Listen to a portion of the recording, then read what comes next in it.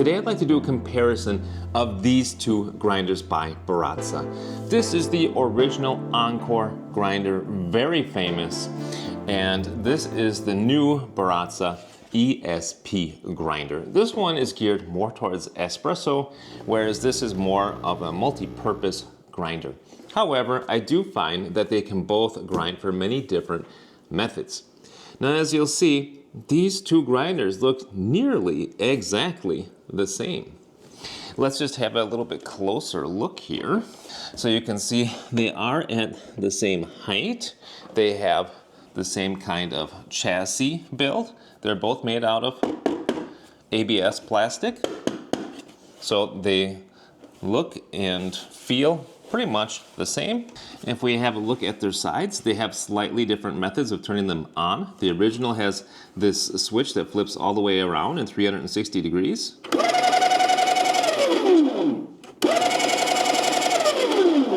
Whereas the new one has got the switch that flips back and forth. And you will notice that they do sound just a little different. They're both loud, but the original Encore is a little louder. Let's listen again.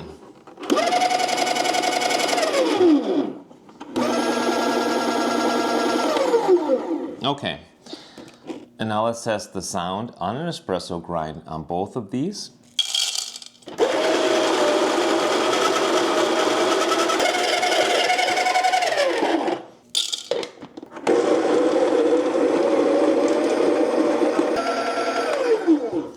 So I do find the ESP is a little bit, it's slightly lower pitched compared to the Encore. The Encore whines a bit, and this one's slightly lower, but they're honestly both loud, whether under load or not under load. So you'll see also the back design very, very similar as well. They've got kind of this part here, this bulbous part that kind of juts out on the back. And then finally, looking at the other side, there's not a whole lot going on this side. So visually, these two grinders are very, very similar to one another. I would give the new one the points in the noise department. It's slightly less noisy, but they're both noisy grinders, if we're honest with ourselves. They are, however, they hit a certain price point. They're very well priced, very reasonably priced in my opinion. The original one is still a bit cheaper than the brand new one, and I think they'll both do a pretty good job for home household use.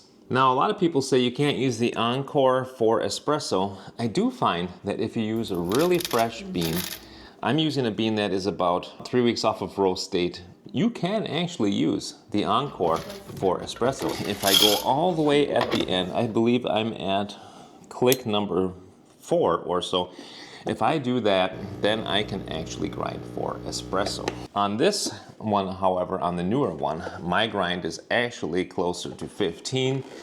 So that's what that looks like there. So with the grind at 15 on this one, I have quite a bit more range here to adjust. That's kind of an advantage, because if you do have an older bean that you need to grind finer to be able to actually make an extraction with any pressure, then you have this range to do that. Here on this one you don't, so you're really limited to only super freshly roasted beans on the original Encore. Getting value from this video? Please take a moment to like and subscribe.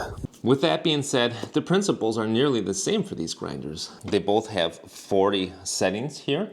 However, on the newer one, as I mentioned, these first settings, they have a smaller adjustment available on them compared to the larger adjustments here. So what you're doing is just adjusting how close the bottom and the topper come together. Here in the first range of 20 clicks, those adjustments are slightly smaller, whereas from 20 to 40, they're larger adjustments.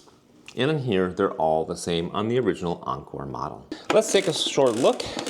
Remove the hoppers. That's pretty simple. All you have to do is completely loosen the hoppers. You can get them off and take a look what's inside. All right, so this is the original Encore right here. You can see the bottom burr here, and the topper is the outer one. And you see it's got actually this wing nut on top, so that you can take it apart and clean it if you want. On the new one, you've got a very similar looking burr, don't you? You got the bottom burr there, and you've got the top burr here as the outer burr, and they are both hexagonal designs. 1, 2, 3, 4, 5, 6. But they do look slightly different. Original Encore, Encore ESP. Another commonality that you'll find with both of these grinders is that they both have a pulse function on the front.